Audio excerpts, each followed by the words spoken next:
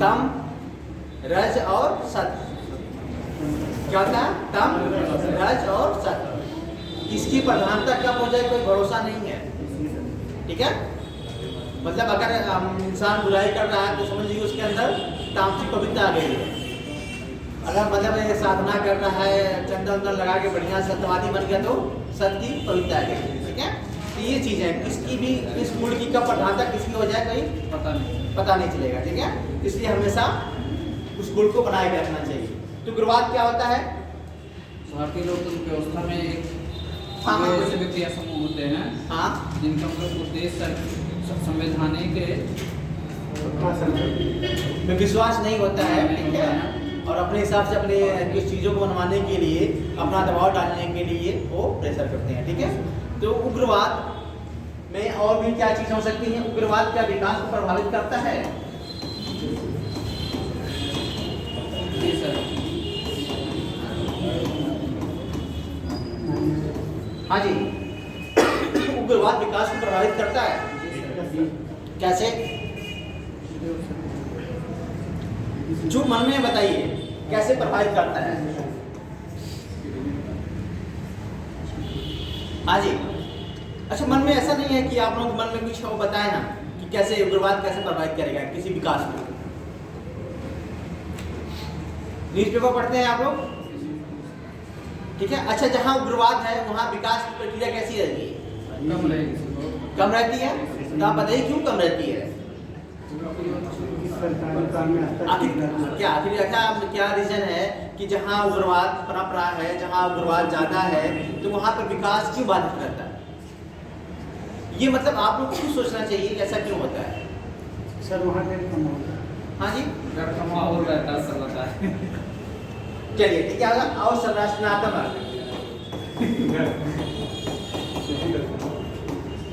ठीक है, मतलब इंफ्रास्ट्रक्चर कि क्या होता है वहाँ पर? वो लोग क्या करते हैं?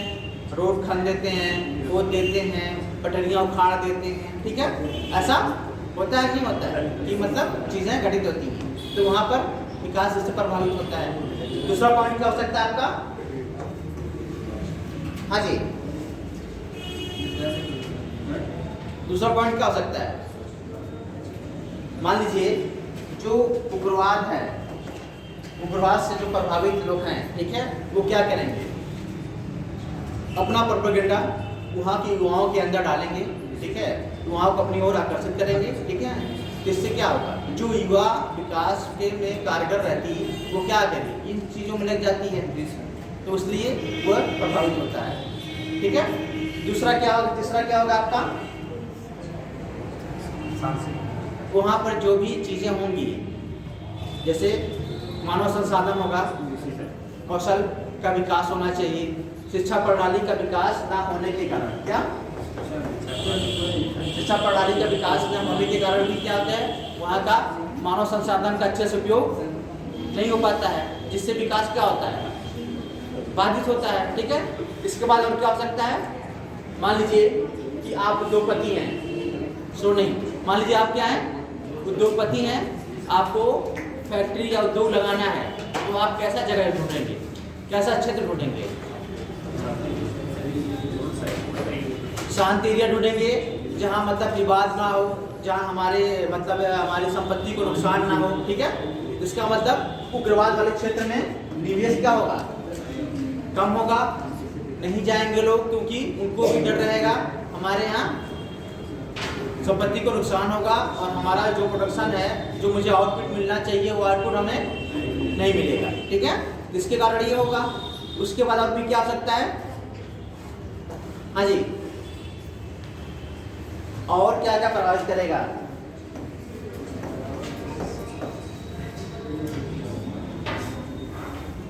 जैसे निवेश नहीं होगा, ठीक है, निवेश ना होने के कारण वहां पर विकास नहीं होगा, विकास नहीं होगा तो सीधी सी बात उग्रवाद अपने आप पनपेगा, ठीक है। और कभी कभी ऐसा भी होता है कि उग्रवाद विकास के लिए भी क्या होता है? फायदा भी होता है। कैसे? हाँ जी, जैसे गवर्नमेंट को ये लगेगा कि अगर यहाँ पर हम विकास नहीं करेंगे तो क्या होगा? यहाँ पर उग्रवाद ज़्यादा पनपेगा, लोगों के बीच असंतोष ज़्यादा होगी, इससे वजह से वहाँ पर विकास करना उनको ज़रूरी हो जाता है। ठीक है, तो ये भी है, लेकिन ज़्यादातर देखा जाए तो नुकसान ही ज़्यादा होता है। ठीक है, और आए दिन गवर्नमेंट क्या करती है, नई नई योजनाएं बनाती है इस उग्रवाद को कम करने के लिए, उनकी मांगों को, जो थोड़ी बहुत मांगे हैं उनको मानने के लिए, कम करने के लिए अपनी योजनाएं बनाती हैं। और उग्रवाद क्यों पनपता है, उग्रवाद क्यों पनपता है, अभी बताया था मैंने कल, क्या था, पहला क्या था आपका, भूमि अधिग्रहण था, दूसरा आपका क्या था, वन वाला, वन नीतियां थी। ठीक है, तीसरा क्या था, जबरन बहिष्कार करना, सामाजिक बहिष्कार करना, ये सब चीजें क्या थी, ये जिम्मेदार होती है। तो आप लोग लिख सकते हैं उग्रवाद के बारे में, हाँ जी, अगर वो आ जाए मोटा मोटा लिख नहीं, 120 शब्दों में, तो लिख सकते हैं, नहीं लिख सकते हैं। ठीक है, तो कल लास्ट मैंने क्या लिखाया था आप लोगों को, लास्ट का लिखा है, क्या लिखाया था मैंने,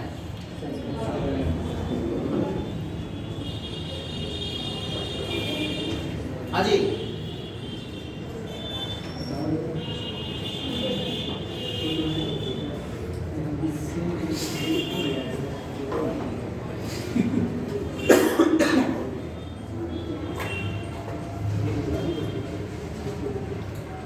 ठीक है, कुछ लिखाया था लास्ट हमने, लास्ट क्या था, 3 लिखाए थे। ठीक है,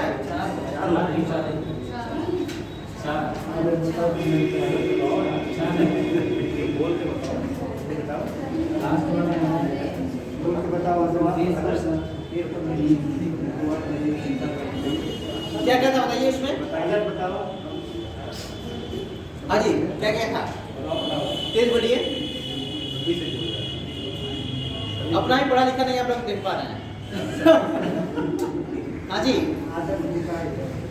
अपना ही लिखा पढ़ लीजिए थोड़ा सा।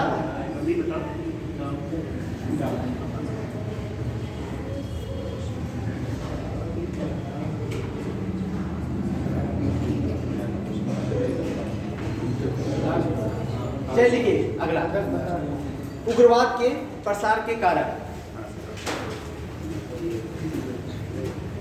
उग्रवाद के उदय एवं प्रसार के कारक। पहला आपका भूमि संबंधी कारक,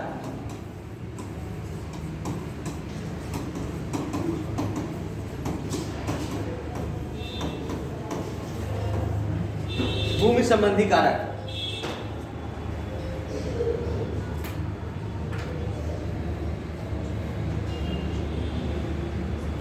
इसमें लिखिए लगभग 1/3, लगभग 1/3 ग्रामीण परिवारों के पास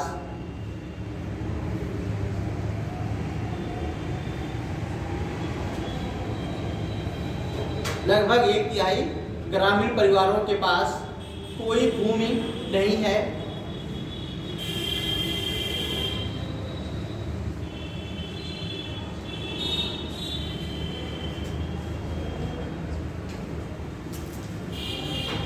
अथवा या आधा एकड़ से कम भूमि भी होती है।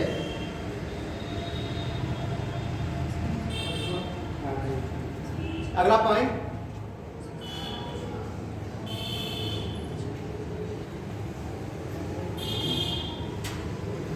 किसी विशेष वर्ग या व्यक्ति का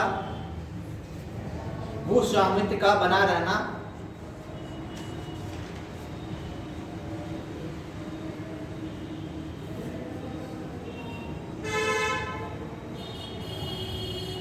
अगला पॉइंट, समाज के शक्तिशाली वर्गों, समाज के शक्तिशाली वर्गों द्वारा सरकारी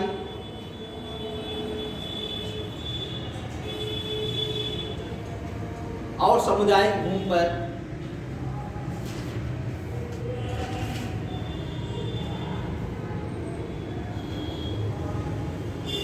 अतिक्रमण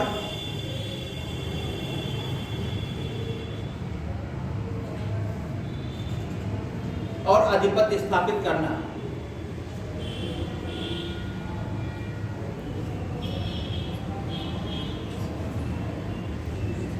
इस लाइन का मतलब क्या हुआ? हाँ जी,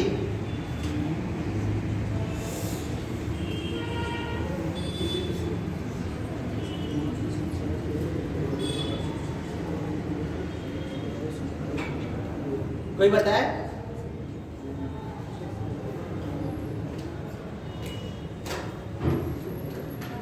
शायद आप लोग डर गए। नहीं सर। आप देखते हैं, आए दिन देखते हैं, जो बाहुबली टाइप के लोग रहते हैं, वो क्या करते हैं, ठीक है, जो भी जमीनें रहती हैं उनको कब्जा कर लेते हैं, ठीक है, और अपना एक वर्चस्व बनाए रखते हैं। तो वही कह रहा है कि कोई भी जमीन हो, गवर्नमेंट की जमीन हो, लेकिन उस पर भी वो लोग अपना दबदबा कायम करते हैं, बाकी चीज़ों को वो लोग ध्यान नहीं देते हैं, ठीक है। अगला लिखिए, अगला पॉइंट, 5वीं अनुसूचित क्षेत्रों में, अनुसूचित क्षेत्रों में कितने अनुसूची हैं? 12 हैं। याद किया आप लोगों ने 12? हाँ जी, नहीं याद किया? हमने कहा था 12 याद कर लीजिए क्या करके, मतलब पहला क्या कहता, दूसरा क्या कहता, तीसरा, ठीक है, तो याद रखना चाहिए आपको। गैर जनजाति, गैर जनजातियों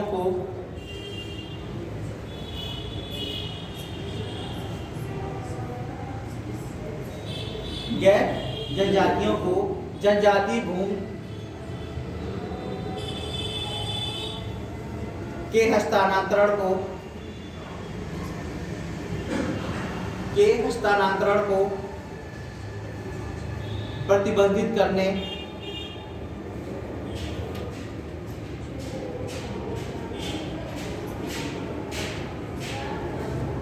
कानूनों का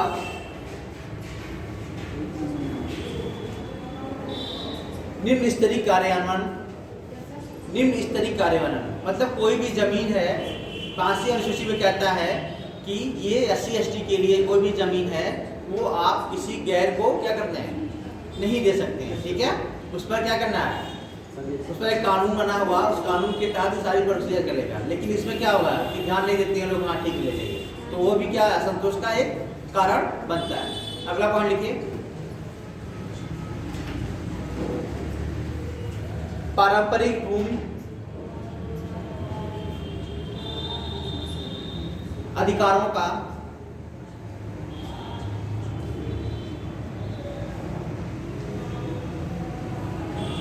नियमितीकरण न किया जाना।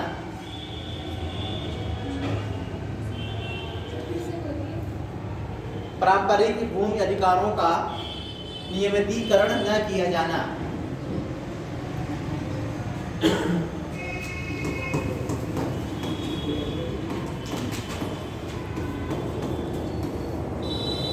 न किया जाना। अगला पॉइंट, भूमिहीन निर्धनों द्वारा जोती गई, भूमिहीन निर्धनों द्वारा जोती गई सार्वजनिक भूमि पर स्वामित्व का अभाव।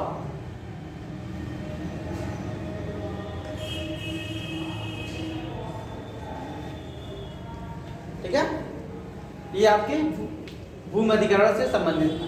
अगला वन नीति, दूसरा वन नीति। पहला भूमि था, दूसरा आपका वन नीति है, वनों पे जो कानून बनाया गया उसके तहत।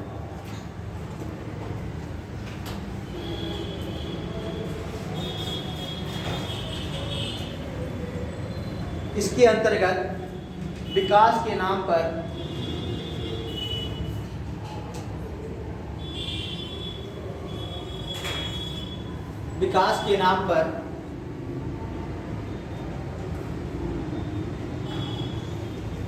प्रमुख आदिवासी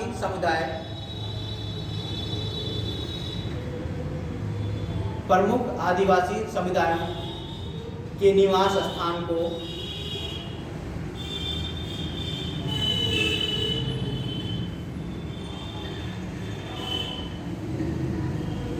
फार्म को आरक्षित वन घोषित किया गया था।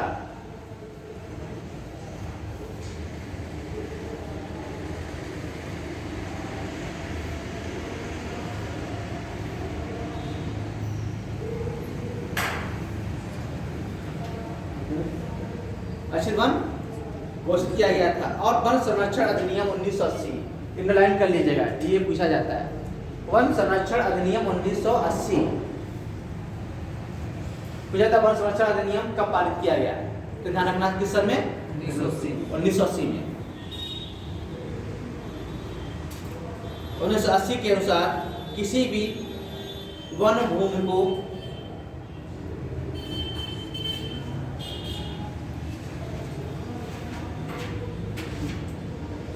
बिना अनुमति के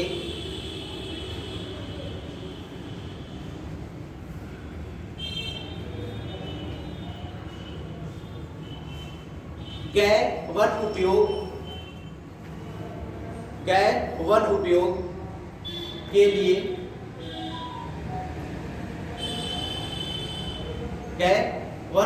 के लिए प्रयोग नहीं किया जा सकता है।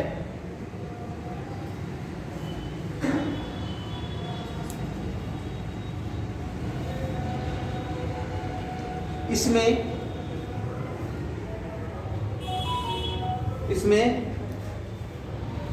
आदि वनवासियों, आदि मतलब वही अनुसूचित जनजाति, आदिम वनवासियों के अधिकारों का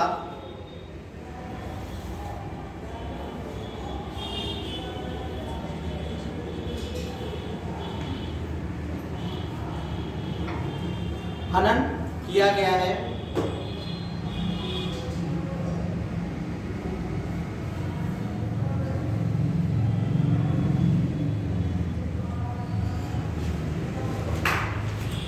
जिसके परिणाम स्वरूप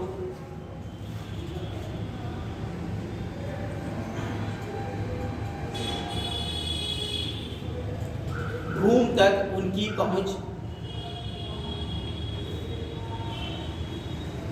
पहुंच में अवरोध आया है।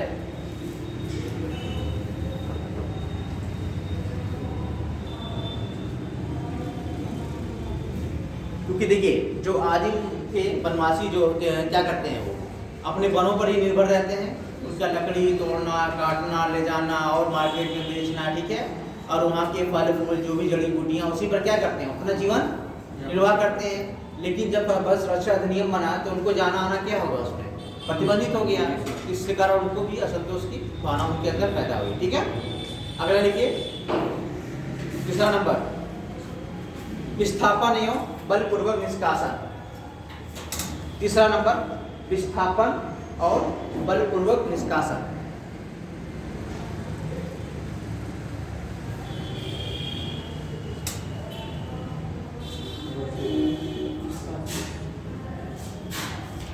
इसके अंतर्गत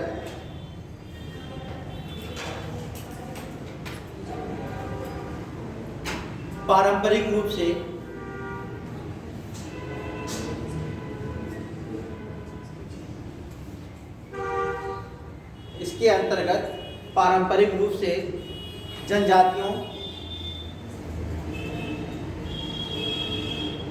द्वारा उपयोग की जाने वाली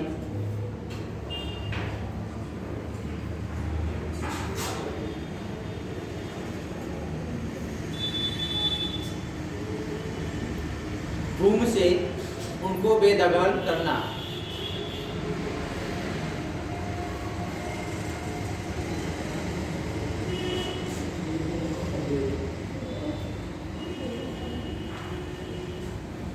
और उनकी क्षतिपूर्ति या पुनर्वास के बिना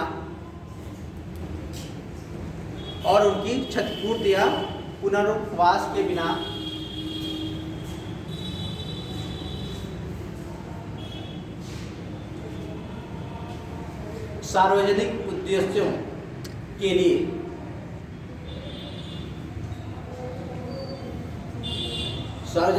उद्देश्यों के लिए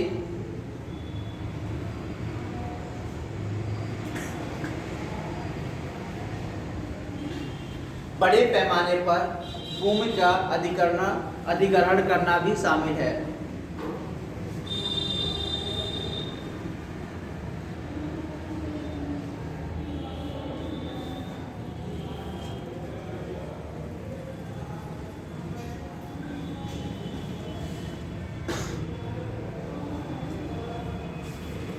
अच्छा, आप लोगों ने कभी ध्यान दिया है कि जितना भी उग्रवाद है वो कहाँ पर है? हाँ जी, गंगा के मैदानी क्षेत्रों में है कि नहीं है? कहाँ है? तो गंगा के मैदानी क्षेत्र है। तो उग्रवाद जो है कहाँ पर जाता है देखने मिलता है? छत्तीसगढ़, वहाँ पर वन अधिक है, वहाँ वन अधिक है, तो उसके नीचे मिनरल्स भी अधिक है। तो सरकार उस मिनरल को कैप्चर करने के लिए वहाँ के वनों का क्या करें, अधिग्रहण करती है, ठीक है। और आपके जितने भी हैं, तो उग्रवाद कहाँ पर लगते हैं? अक्सर आप लोग देखेंगे उन क्षेत्रों में उग्रवाद देखने मिलेगा आपको, जहाँ पर ये सब चीज़ें हैं। तो कभी भी आप एक यहाँ से भारत के मैप को देखिएगा तो आप उसको चिन्हित करिएगा उग्रवाद कहाँ पर है। तो एक बार देखिएगा और उसके बारे में आप एनालिसिस करेंगे तो आपको पता चलेगा इसकी क्या क्या दिशा है। अपने आप खुद से, किसी को बताने की जरूरत नहीं है, ठीक है। वहाँ पर खुद ही आप लोग देखेंगे इस क्षेत्र में क्या क्या है, वन है, क्या है, सब चीज़ें, जंगल है, कैसे हैं, और यहाँ विकास कितनी मात्रा में हुआ है, कितना कम हुआ, ठीक है। तो आप खुद एक बार उस मैप को देखिएगा और चिन्हित करिएगा उग्रवाद कहाँ पर पनप रहा है, ठीक है। अगला पॉइंट इसमें थोड़ा सा लिख लीजिएगा, खनन एवं सिंचाई। इसके अलावा खनन एवं सिंचाई, खनन एवं इसी के अलावा खनन एवं सिंचाई तथा विद्युत परियोजनाओं के कारण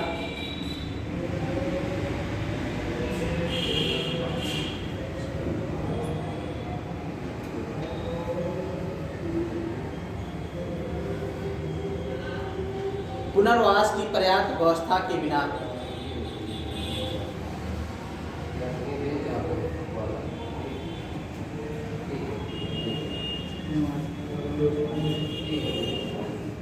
बिना विस्थापन करना भी शामिल है।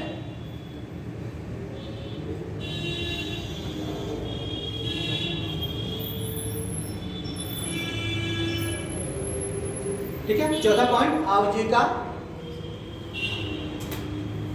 संबंधी कारण। आजीविका संबंधी कारण, आजीविका संबंधी कारण।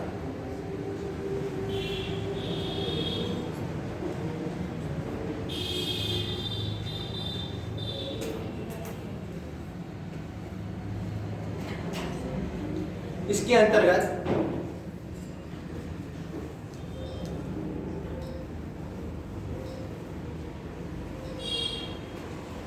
खाद्य सुरक्षा का अभाव,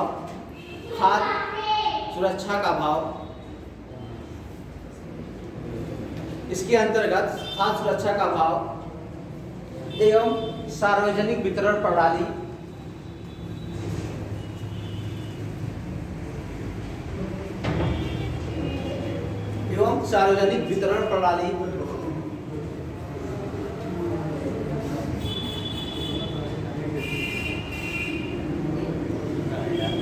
में भ्रष्टाचार का व्याप्त रहना,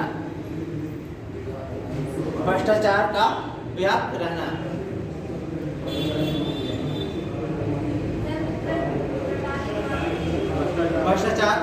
रहना, वितरण प्रणाली में भ्रष्टाचार का व्याप्त रहना। अगला पॉइंट इसी में साझा संबंधी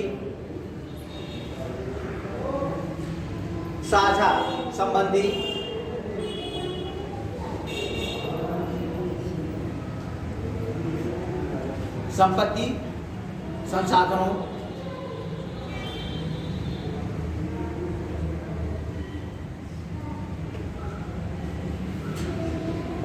पारंपरिक अधिकारों से वंचित रहना,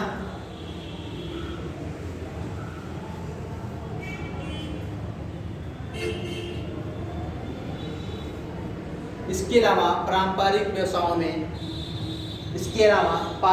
व्यवसायों में व्यवधान उत्पन्न होना,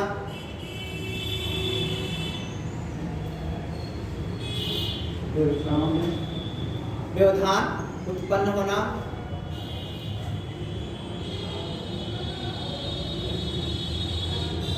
और वैकल्पिक कार्य अवसरों में कमी होना भी शामिल है।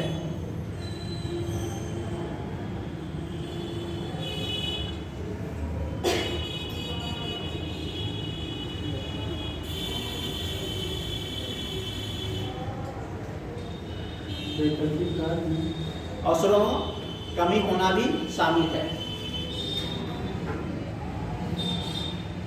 इसके साथ साथ रोजगार एवं आजीविका की असुरक्षा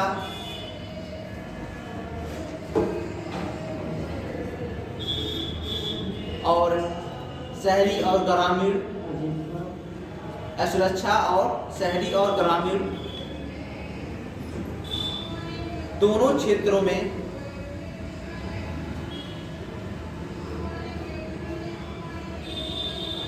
युवाओं के बीच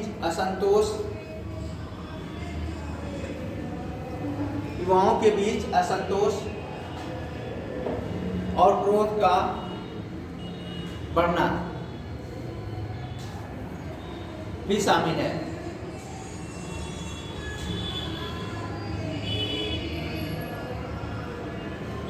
अब देखिए पांचवा, सामाजिक बहिष्कार कारक।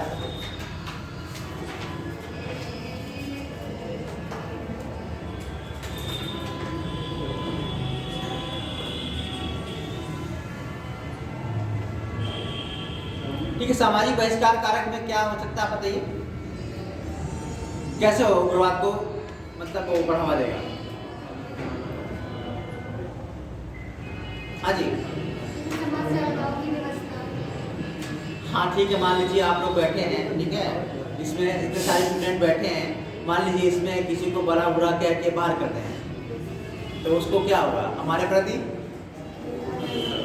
मतलब द्वेष होगा उसको, ठीक है, वो क्या कहेगा, नहीं सर को कुछ न कुछ करना है, सर के खिलाफ क्या करना है, कुछ न कुछ करना है। तो ये चीजें होती हैं जब कोई समाज किसी व्यक्ति या समुदाय को क्या करता है, वो बहिष्कार कर देता है और उनको बेइज्जत कर देता है, समाज से बाहर कर देता है, तो वो उसके अंदर एक कुंठा आती है और वो उस समाज के प्रति उसके अंदर नफरत फैलती है और उसका वो किसी न किसी तरीके से नुकसान करने की क्या करता है, कोशिश करता है। ठीक है, तो ये भी एक रीजन है उसको फैलने का। ठीक है, ऐसा में तो ये सामाजिक बहिष्कार है। इसलिए सामाजिक बहिष्कार भी लोगों को नहीं करना चाहिए, क्योंकि मतलब कोई चीज़ अगर गलत हो रही है तो क्या करना है, उसे समझाना चाहिए। जब तक बातचीत से हर चीज़ें हर क्या प्रॉब्लम क्या होती है, बातचीत से सॉल्व होती है, ना कि उसको निगलेक्ट करना चाहिए, उसको बहिष्कार करना चाहिए, समाज से बाहर निकालना चाहिए।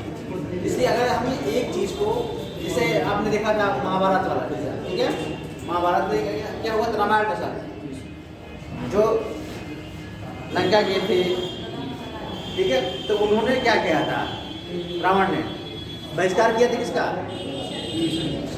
तो वो फिर उनके पतन का क्या हुआ, क्योंकि देखिए कोई चीज़ किसी साथ एक साथ रहता है, उसके साथ रहता है तो सारी चीज़ें कमी और अच्छाई सारी चीज़ें उसको क्या होती हैं, पता चलती हैं, तो उन कमियों को उजागर करता है।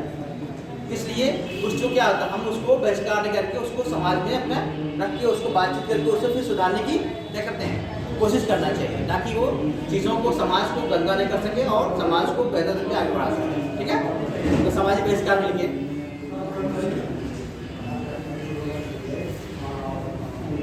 इसके अंतर्गत व्यक्ति की गरिमा,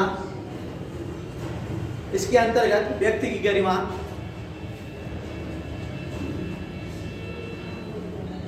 का उल्लंघन,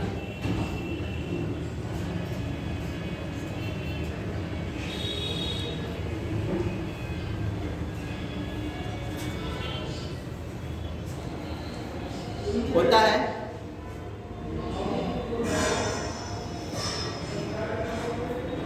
तथा कुछ क्षेत्रों में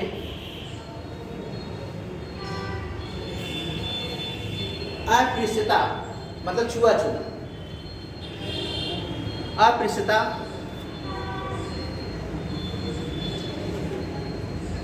का विभिन्न रूपों में निरंतर बने रहना,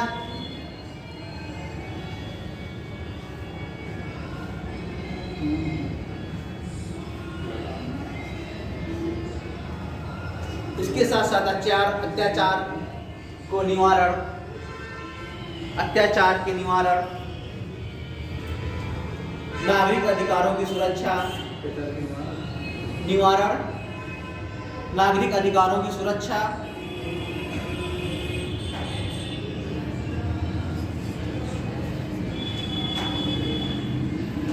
और बंधुआ मजदूरी। बंधुआ मजदूरी क्या होती है? नाम सुना बंधुआ मजदूरी? क्या होता है? वो तो ठीक है, बंधुआ मजदूरी। और सर पैसा न देना। हाँ, पैसा न देना ये होता है कि मतलब उसको निरंतर काम कराते रहना और उसको पैसा न देना, ठीक है? ये बंधुआ मजदूरी होती है। उससे भी कराना, उसके परिवार वालों से भी कराना, ठीक है? तो ये क्या बंधुआ मजदूरी के अंतर्गत आता है। बंधुआ मजदूरी का निम्न स्तरीय, बंधुआ मजदूरी का निम्न स्तरीय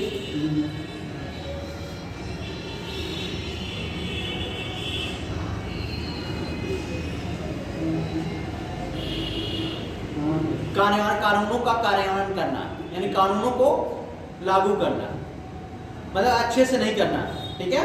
ये भी एक उसका असंतोष का कारण बनता है। निम्न स्तरीय तरीके से लागू करना। छठवां पॉइंट, शासन संबंधी कारक। शासन संबंधी कारक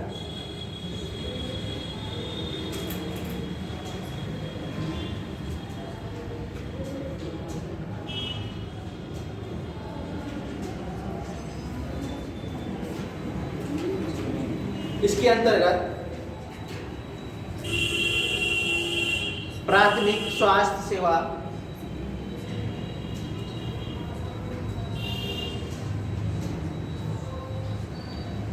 प्राथमिक स्वास्थ्य सेवा और शिक्षा संबंधी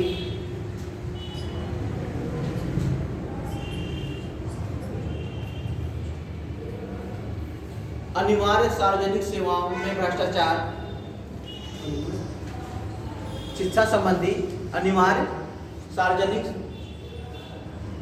सेवाओं में भ्रष्टाचार और उनका निम्न स्तरीय प्रावधान होना भी आता है, और उनका निम्न स्तरीय प्रावधान भी शामिल है।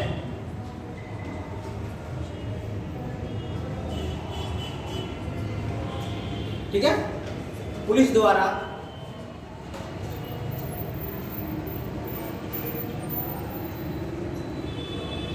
शक्तियों का दुरुपयोग, पुलिस द्वारा शक्तियों का दुरुपयोग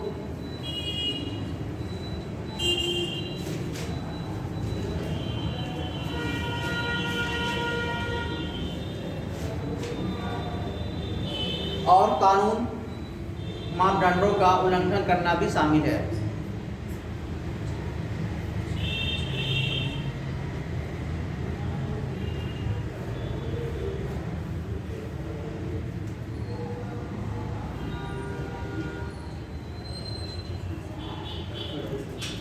चुनावी राजनीति का विकृति होना,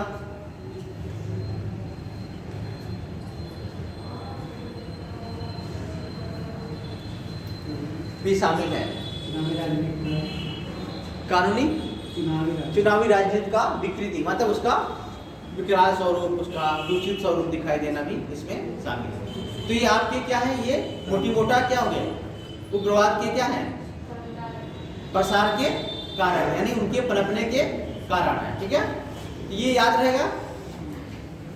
क्या करना आपको, जैसे पहला क्या है, भूमि संबंधी हो गया, दूसरा वन नीति हो गया, तीसरा क्या हो गया, जबरन उसका क्या होता है, निष्कासन हो गया, फिर उसके बाद सामाजिक बहिष्कार हो गया। ठीक है, फिर उसके बाद आपका ठीक है, ये चीजें, तो ये आपको क्या करना है, ये होना चाहिए, ये मतलब ये चीजें हैं, इसकी रीजन है। ठीक है, अब हम लोग करेंगे कैसे कैसे उग्रवाद विकास को प्रभावित करता है, जो हमने बताया था आप लोगों को। ठीक है, तो लिखिए उग्रवाद और विकास में संबंध।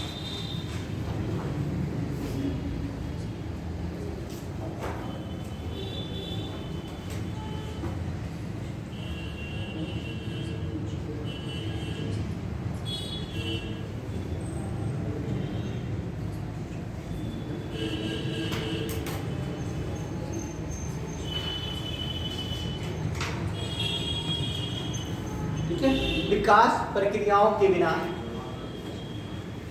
विकास प्रक्रियाओं के बिना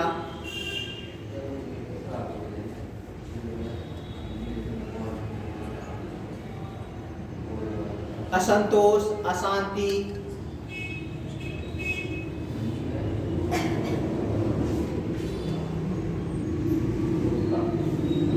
एवं अतिवाद के कारणों का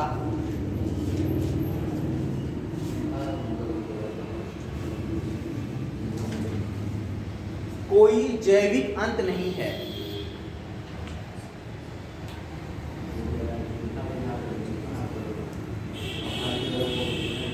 इसका मतलब क्या हुआ, इस लाइन का मतलब, हाँ जी,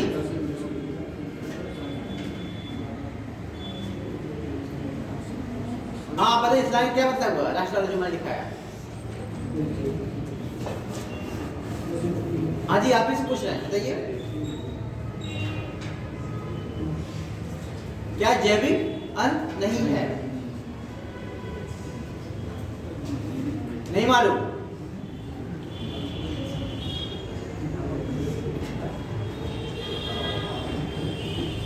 स्टेटमेंट क्या है? विकास प्रक्रियाओं के बिना अशांति, असंतोष, अतिवाद जैविक अंत नहीं है। यानी अगर विकास नहीं करेंगे हम तो क्या होगा, तो वहां पर उनकी असंतोष की भावना पनपेगी। ठीक है, अतिवाद वो लोग होंगे, क्योंकि अगर हम किसी को पढ़ा लिखा दें, ठीक है, उसको एक अच्छी सी नौकरी दे दें, तो फिर वो क्यों इन सब चीज़ों में उलझेगा, नहीं रहेगा। इसलिए विकास के बिना कोई भी प्रॉब्लम सॉल्व नहीं हो सकता है। इसलिए क्या करना, पहले विकास को जरूर देना है। जैसे कि मतलब कोई भी ऐसा समाज है जो हम लोगों से पीछे हट गया है, मतलब छूट गया है, समाज की मुख्य धारा साथ नहीं है, तो उसको क्या करना है, पहले मुख्य धारा में लाना। उसके लिए विकास की प्रक्रिया अपनानी है। विकास कैसे होगा, जब तक उसको एजुकेशन नहीं देंगे, शिक्षा देंगे, स्वास्थ्य सुविधाएं देंगे, उसके बाद एजुकेशन लेने के बाद वो उसको एक जॉब देंगे। ठीक है, जब उसके पास सारी सुविधाएं हो जाएंगी तो फिर वो क्यों मतलब हथियार उठाएगा, किसी के खिलाफ क्यों जाएगा। तो उसको भी एक जीवन जीना है अच्छे से, तो ये सब चीज़ें होती हैं। तो मैंने मतलब विकास जहाँ जहाँ रहेगा वहाँ वहाँ शांति के प्रक्रियाएँ अपने आप आती रहेंगी। वहाँ मतलब शांति लाने की ज़रूरत नहीं है। इसलिए कभी भी ऐसा होता है कि हम लोग, जैसे होता है कि नहीं खून का बदला खून, ये चीज़ें नहीं होती, वो निरंतर चलती रहती है। क्या होता है, वो हमेशा चलता रहता है, वो खत्म नहीं होता है। इसलिए कहा जैविक अंत नहीं होता उसका। ठीक है, चलिए आगे। विकास और सुरक्षा, विकास और सुरक्षा इसी में एक साथ, विकास और सुरक्षा एक साथ स्थायी शांति की नींव रखते हैं, स्थायी शांति की नींव रखते हैं।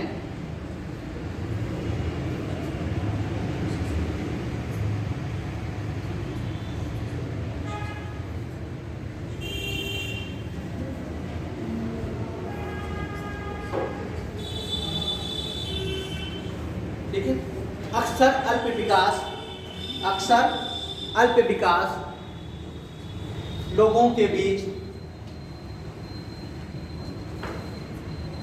अक्सर अल्प विकास लोगों के बीच उग्रवाद एवं चरमपंथी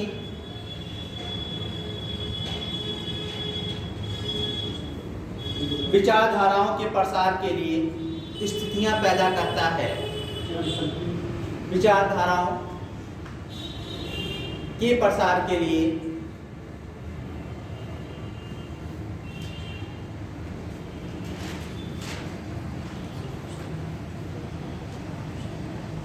स्थितियां पैदा करता है।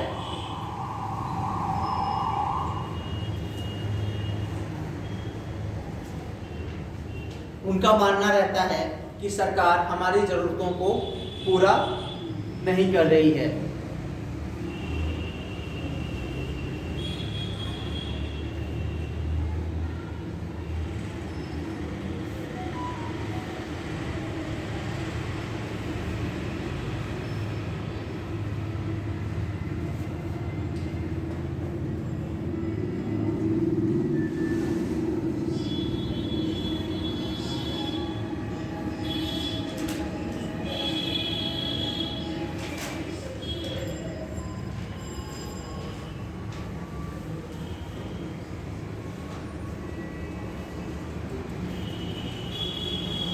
इसलिए दुनिया भर की सरकारें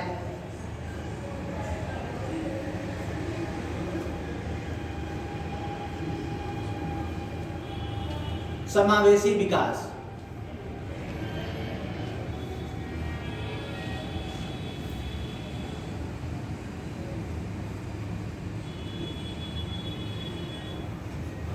अच्छा आप लोगों ने 17 गोल पढ़ लिए? इकोनॉमिक्स में अभी कई सब जिक्र कर रहे थे। 17 गोल के जो पढ़ा आप लोगों ने, गरीबी, भुखमरी, स्वास्थ्य, शिक्षा, पहला, दूसरा, तीसरा, चौथा, पांचवा, नहीं पढ़ा? पढ़े ना? तो याद भी होना चाहिए वो 17 गोल सीक्वेंस में, ठीक है? पहला क्या कहता है, दूसरा क्या हटाने कहता है, तीसरा क्या कहता है, चौथा, पांचवा, छठवां, 15वां, 16वां, ठीक है? ये सब आप लोग को क्या होना चाहिए, वो याद होना चाहिए।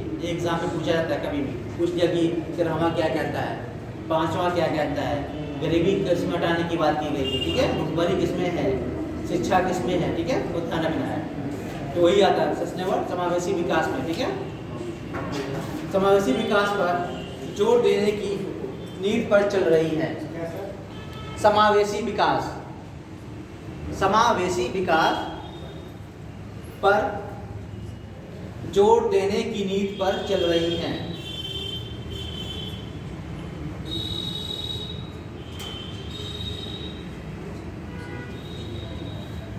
परंतु राज्य में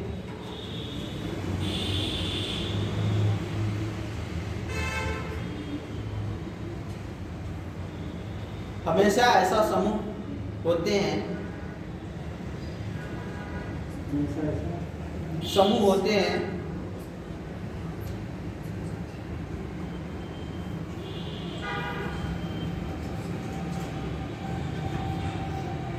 जो अपने आप को अलग थलग महसूस करते हैं।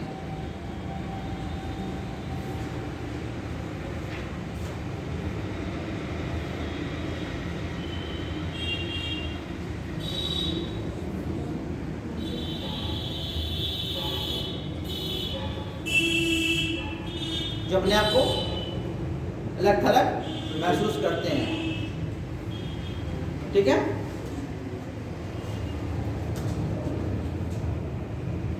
विकास की कमी से ज्यादा अन्याय,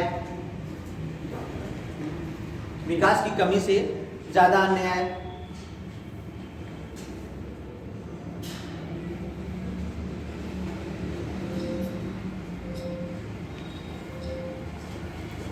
कुशासन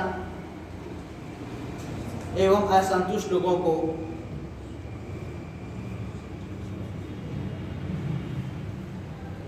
ज्यादा बल मिलता है।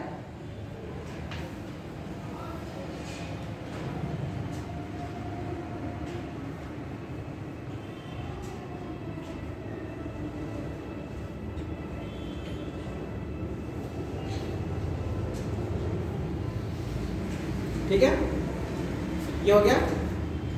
अब लिखिए अगला, वामपंथी, लिखिए वामपंथी उग्रवाद। वामपंथी उग्रवाद से प्रभावित राज्यों के लिए महत्वपूर्ण पहले,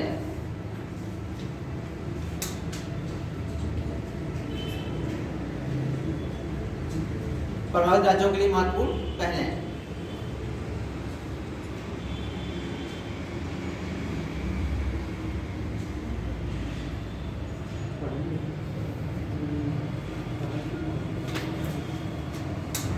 ठीक है, इसमें लिखिए पुलिस और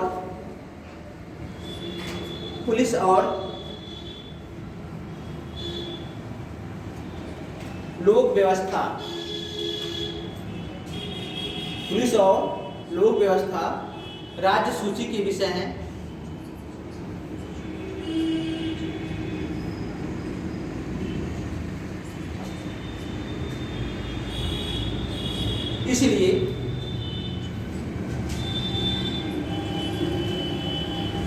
इसलिए उग्रवाद की चुनौती से निपटने का प्रथम उत्तरदायित्व राज्य सरकारों का होता है।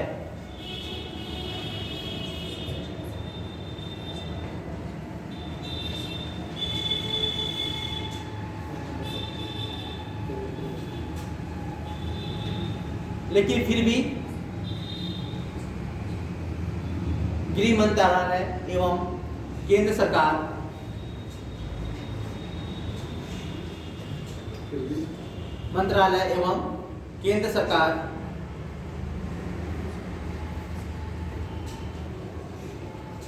विभिन्न योजनाओं के माध्यम से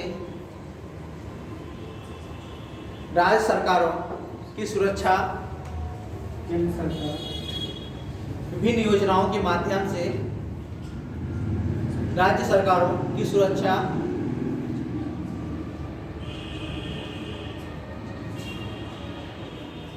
के लिए समय समय पर सहयोग करती है।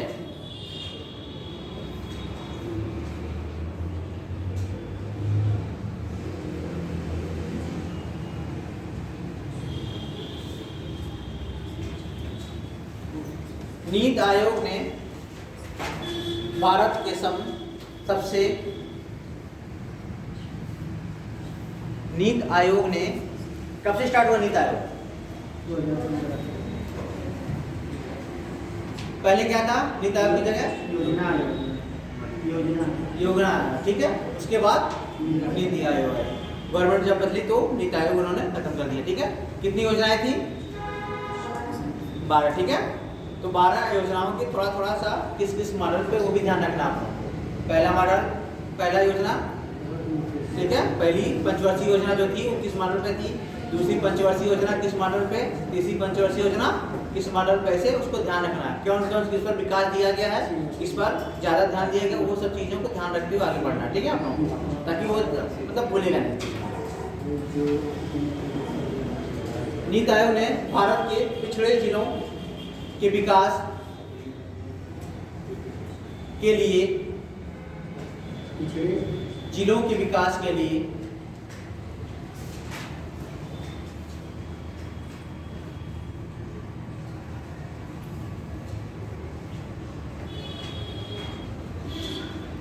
आकांक्षी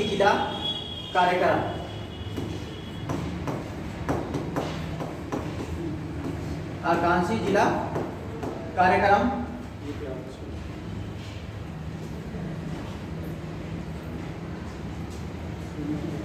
शुरू किया।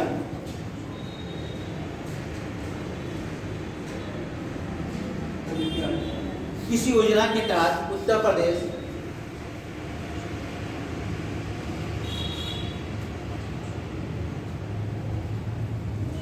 प्रदेश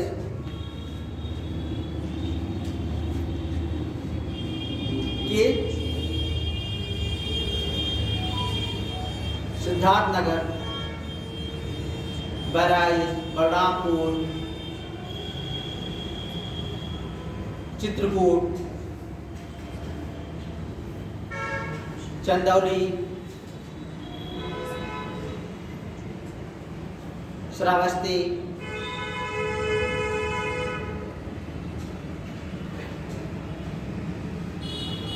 सोनभद्र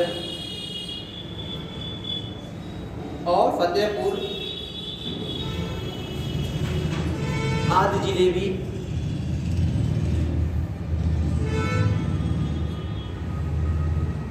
आकांक्षी,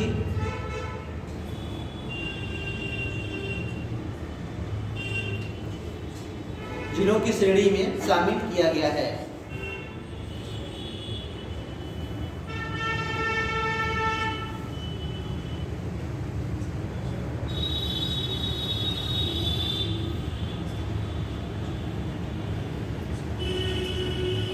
और ज्यादा प्रभावित कौन से हैं हमारे यहाँ उत्तर प्रदेश में? कौन कौन जिले हैं?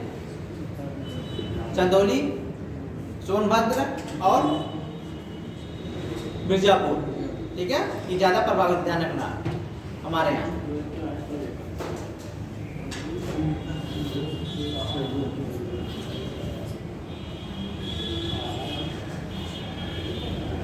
ठीक है, अगला पहले लिखिए, उग्रवाद से प्रभावित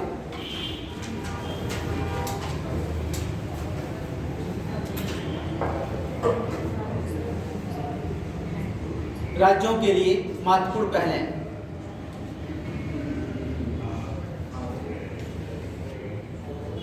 उग्रवाद से प्रभावित राज्यों के लिए महत्वपूर्ण पहलें।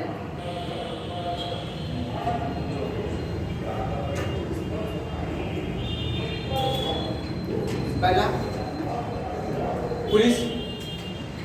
पुलिस बल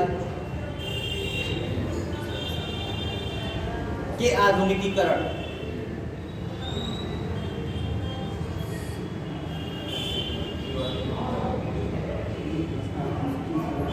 के तहत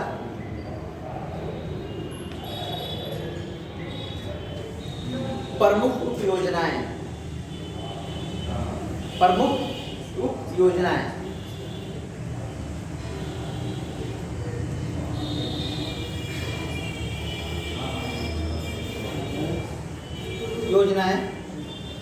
इसमें पहला लिखिए, सुरक्षा संबंधी व्यय को बढ़ाना।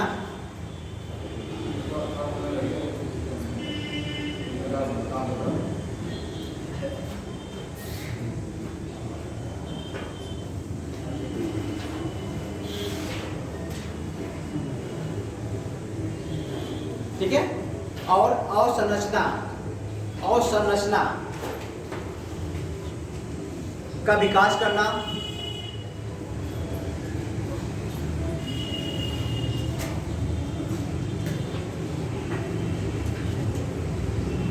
और थानों का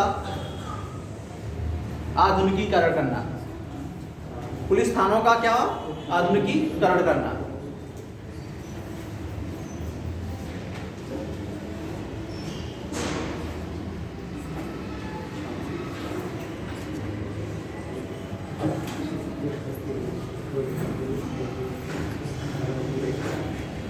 अगला पॉइंट, बुनियादी ढांचा के विकास से संबंधित पहलें। बुनियादी ढांचा के विकास से संबंधित पहलें। अगला, कौशल विकास से संबंधित योजनाएं, जिसमें रोशनी भी है।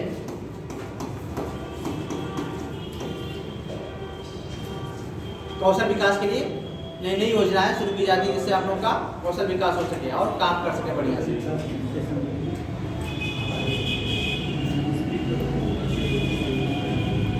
अगला, समाधान।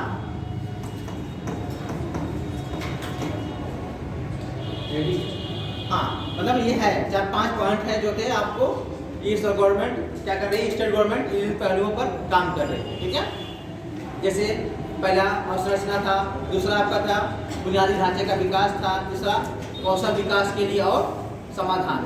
ठीक है, आए दिन नई नई चीजें कर रहा है, जिससे इनको बेहतर तरीके से क्या किया जाए, उग्रवाद को रोका जा सके। ठीक है,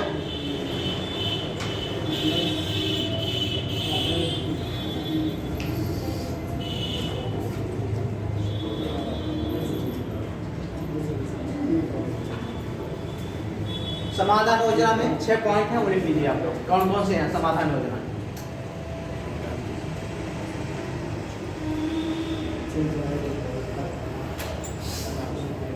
पहला, कुशल नेतृत्व।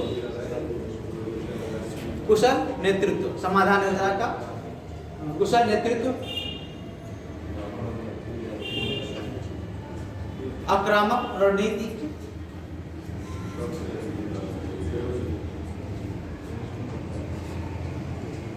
अगला अभिप्रेरण एवं प्रशिक्षण, अभिप्रेरण एवं प्रशिक्षण,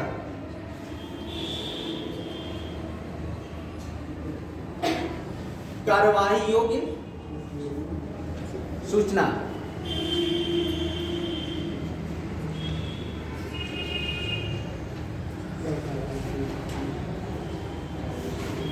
प्रौद्योगिकी का उपयोग करना, प्रौद्योगिकी,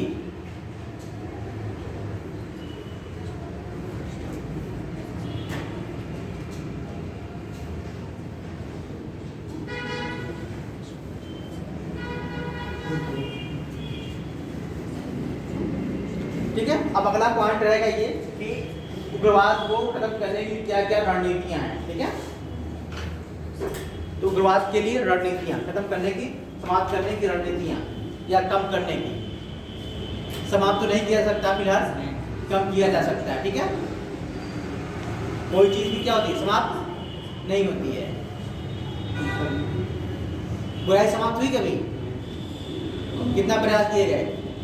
हाँ जी, बुराई समाप्त करने के लिए। बुराई हमेशा किसी न किसी रूप में विद्यमान रहती है, क्योंकि तो हमारा शरीर क्या है, 3 गुणों से बना है, तम, रज और सत। तो किसकी प्रधानता क्या हो जाए कोई भरोसा नहीं है, ठीक है। चलिए रणनीति में लिखिए, नए संकल्प नए लक्ष्य, नए संकल्प नए लक्ष्य,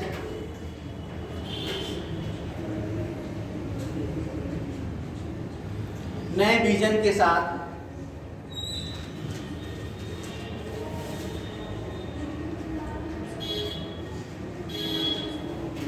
अग्रसर,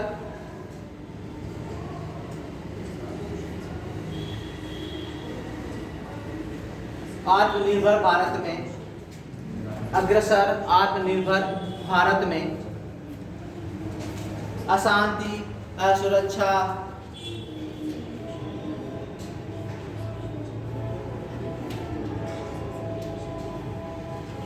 अशांति असुरक्षा के लिए कोई जगह नहीं है, अशांति असुरक्षा के लिए कोई जगह नहीं है।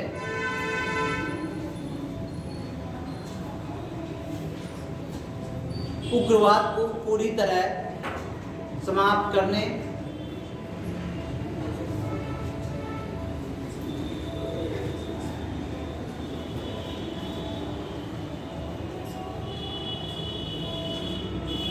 तथा शांति और समृद्धि को सुनिश्चित करने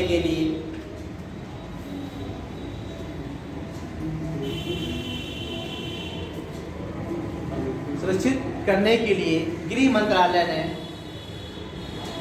त्रिआयामी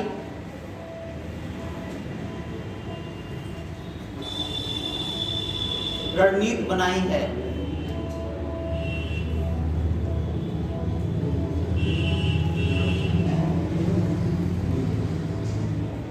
जिसमें बेहतर, पहला लिखिए, जिसमें तीनों में बनाए हैं। पहला, बेहतर रणनीति से उग्रवादियों पर लगाम लगाना। दूसरा, विकास से जन भागीदारी की पहुंच बनाना। विकास से जन भागीदारी के बीच पहुंच बनाना। और केंद्र राज्य के बीच बेहतर समन्वय स्थापित करना। ये तीसरा है सर? हाँ, केंद्र राज्य के बीच बेहतर समन्वय स्थापित करना।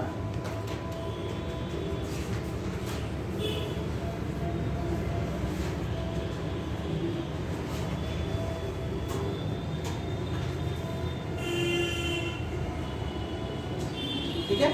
भारत सरकार, लाइन छोड़ के, भारत सरकार और उत्तर प्रदेश सरकार, भारत सरकार और उत्तर प्रदेश की सरकार का मानना है कि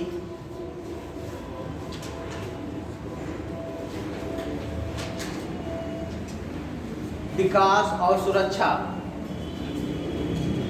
यहाँ पर दोनों को क्यों किया गया, विकास और सुरक्षा क्यों किया गया? कि कुछ लोग ऐसे होते हैं जो विकास करने के बाद भी क्या करेंगे, वो उनके अंदर क्या रहेंगी, असंतोष की भावना हमेशा बनी रहेगी। इसलिए सुरक्षा भी होना बहुत जरूरी है विकास के साथ साथ। विकास और सुरक्षा पहलुओं पर, विकास और सुरक्षा के पहलुओं पर ध्यान देते हुए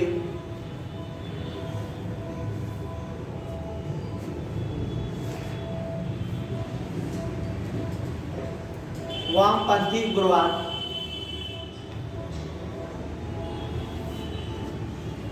की समस्या से निपटा जा सकता है।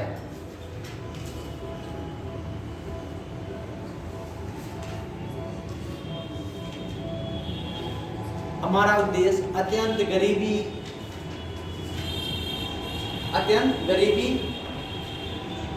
तथा बढ़ती बेरोजगारी को समाप्त कर, अत्यंत गरीबी और बढ़ती बेरोजगारी को समाप्त कर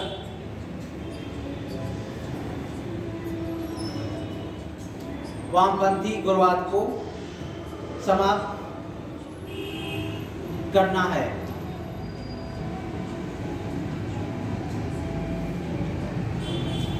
हाशिए पर रह रहे लोगों को मुख्य धारा में लाना है।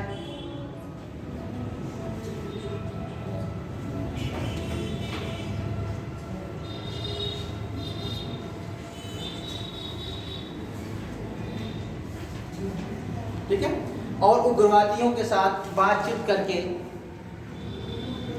उनकी कुछ निम्न मांगों को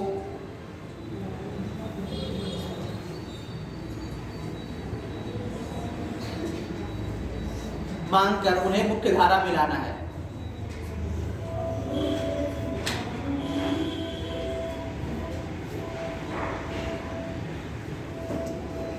सामाजिक सुरक्षा तथा जीवन यापन सुरक्षा को सुनिश्चित करना है।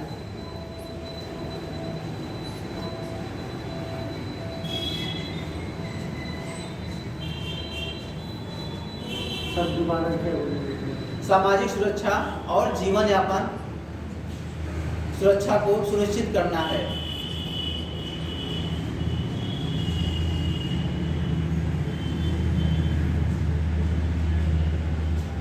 इसके साथ साथ भूमि सुधार तथा मूलभूत सुविधाओं से संबंधित योजनाओं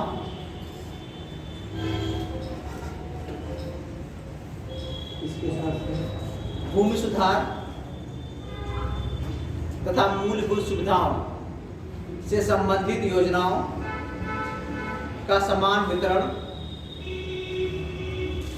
भी करना है, जिससे उग्रवाद को कम किया जा सकता है।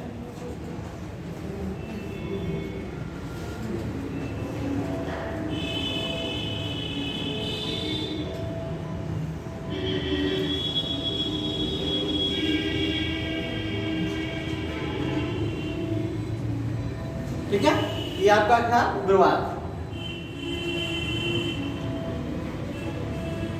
इसके बाद हम लोग देखेंगे मीडिया। क्या देखेंगे?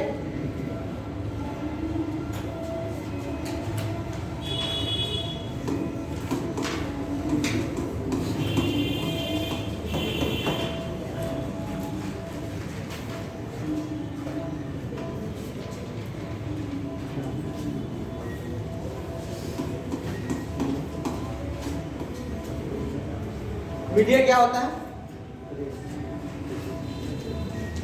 हाँ जी, आप लोग तो मीडिया देखते रहते हैं, क्या है मीडिया, सब चीज़ों को हर मतलब पर डे आपने मतलब आपकी जुबान से 5-6 बार मीडिया का शब्द आ ही जाता है। आता नहीं आता है? मीडिया में चल रहा, मीडिया में चल रहा है। तो मीडिया क्या होता है? क्या ये संचार का माध्यम है।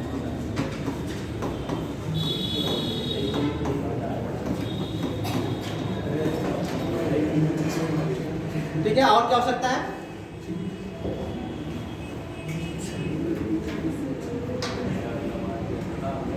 इसमें क्या होता है? किसी भी प्रकार की जानकारी क्या होता है?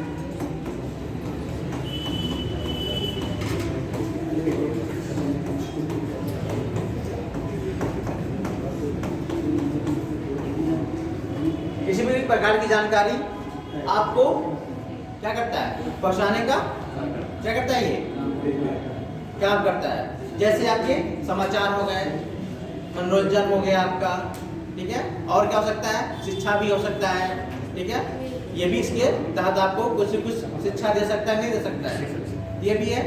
तो मीडिया कितने प्रकार की हो सकती है?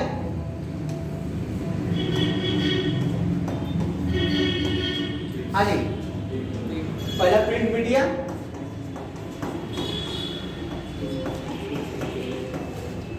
दूसरा आपका इलेक्ट्रॉनिक हो गया,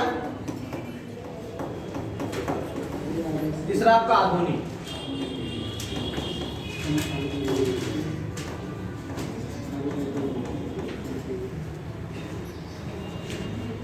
ठीक है, पहला प्रिंट मीडिया, दूसरा आपका इलेक्ट्रॉनिक हो गया, तीसरा आपका आधुनिक हो गया।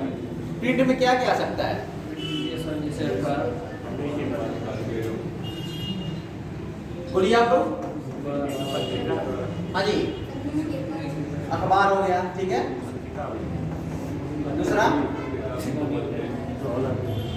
पत्रिका हो गई, और तीसरा हाँ जी किताबें हो गई, किताबों के माध्यम से, ठीक है। और इलेक्ट्रॉनिक में क्या क्या होगा? इलेक्ट्रॉनिक मीडिया में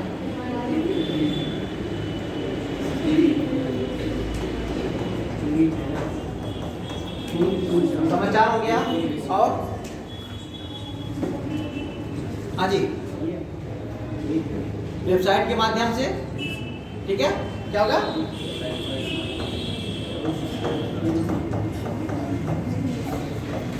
और क्या हो सकता है इसमें? हाँ जी सोशल नेटवर्किंग के माध्यम से। और आप लोग रोजाना इतना लगे रहते हैं, उसके बाद भी आप लोग इसका इलेक्ट्रॉनिक मीडिया में क्या क्या आएगा? हाँ जी टेलीग्राम है, ठीक है, और जितना भी यूज करते हैं आप लोग, इंस्टाग्राम है, सब चीजें आप आएंगी, ठीक है। आधुनिक वाले में क्या आ जाएगा? हाँ जी मोबाइल हो गया आपका, मोबाइल होगा ना, फोन होगा आपका, व्हाट्सएप वगैरह है, ये सब आपके तुरंत बढ़ने वाले तेज इसके माध्यम से होता है, ठीक है। ये बताइए, मतलब देश के विकास में इनका क्या क्या रोल हो सकता है, किसी मीडिया का, और देश की प्रगति को अवरोध करने में क्या रोल हो सकता है? यानी देश के विकास में इनका क्या रोल होता है, क्या, ठीक है, और इनके उसको बर्बाद करने के लिए भी क्या इनका होता है, ठीक है, विनाश के लिए भी, मतलब प्रकार करने के लिए होता है, उसको बर्बाद करने के लिए भी इनका क्या रोल हो सकता है? इतना तो हम लोग को पता है, ये भी बताना पड़ेगा। विकास में क्या क्या इनका रोल है बताइए।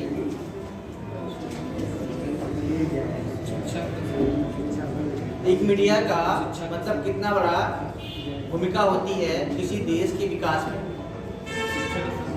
हाँ बोलिए, आप कुछ जो भी चीजें हैं मन में आ रहा है उसको बोलिए।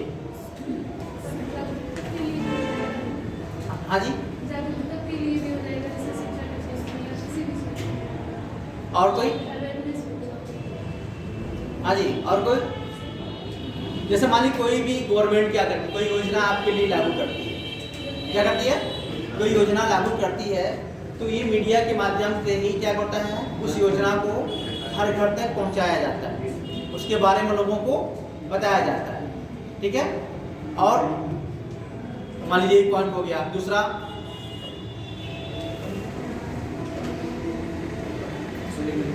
आप लोग थोड़ा सा खुद से सोचा करिए, ठीक है, चीजों को बताने की कोशिश किया करिए कि मतलब क्या क्या इसका रोल हो सकता है, क्या क्या भूमिका हो सकती है। जैसे और भी मान लीजिए एजुकेशन हमको लेना है, ऑनलाइन कैसे होता है, सब चीज़ों को लेकर वो बता रहे हैं कौन सी योजना है, कौन सी एजुकेशन शिक्षा चल रही है, ठीक है, छात्रवृत्ति चल रही हो, तो आपको इस चीज़ों के बारे में आपको विकास के लिए, ठीक है।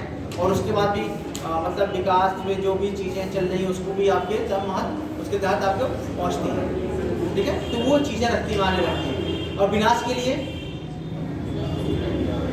दंगे भड़काने का काम, ठीक है, बाकी एक दूसरे के समुदाय के बीच में कठोर मतलब एक दूसरे के बीच में क्या लड़ाने का काम, गलत न्यूज़ फैलाने से, ठीक है।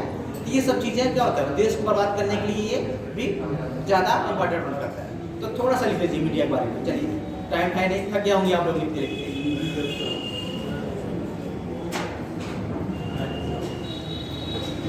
कोई भी ऐसा संचार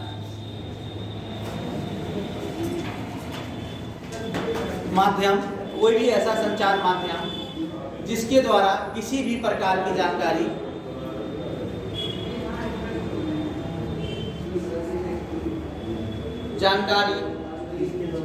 किसी भी प्रकार की जानकारी, समाचार, मनोरंजन,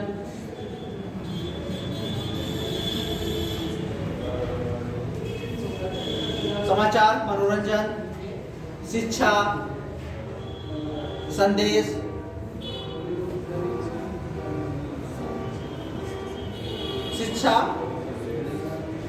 इत्यादि प्रसारित किया जा सकता है, उसे मीडिया कहते हैं। आदि प्रसारित किया जा सकता है उसे मीडिया कहते हैं। मीडिया का व्यापक वर्गीकरण है।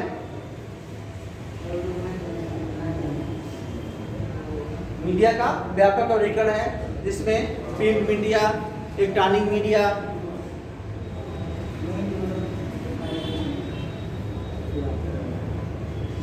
और आधुनिक मीडिया।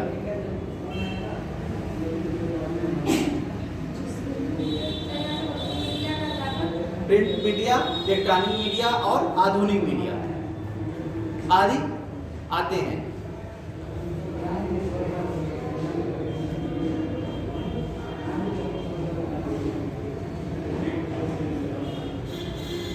सुरक्षा और खतरों के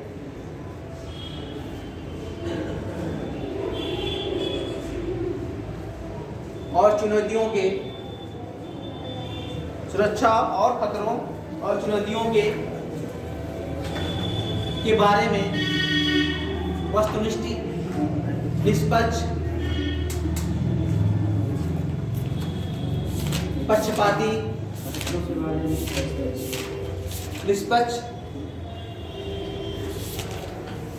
और पक्षपाती तरीके से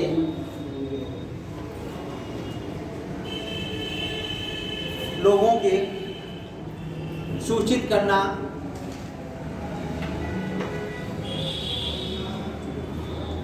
और शिक्षित करना मीडिया का काम होता है। इसके अलावा स्वस्थ लोकतांत्रिक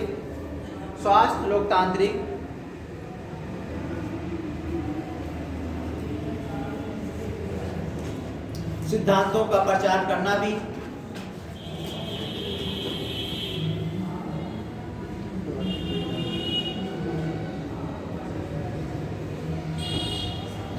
इसमें शामिल है।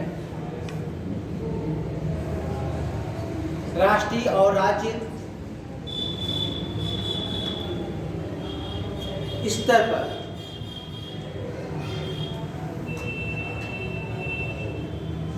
राष्ट्रीय और राज्य स्तर पर सरकार और लोगों के बीच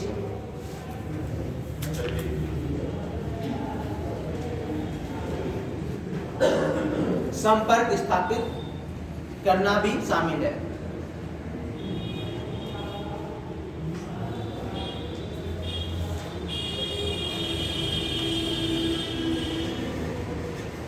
ठीक है, इसके बाद आप लोग देखिएगा मीडिया का क्या भूमिका होती है, मतलब उसके विकास में, और क्या होते हैं उसके अविकास, मतलब उसको अगर निष्पक्ष ब्याह नहीं करेंगे, अगर पक्षपाती करेंगे तो दोनों का मतलब निष्पक्ष वाला और पक्षपाती वाला क्या क्या प्रभाव डालता है देश के विकास में, ठीक है। उनके विकास में मीडिया का क्या क्या रोल होता है, प्रभाव डालता है, ठीक है। इसको एक बार करके फिर आप लोग आइएगा, ठीक है।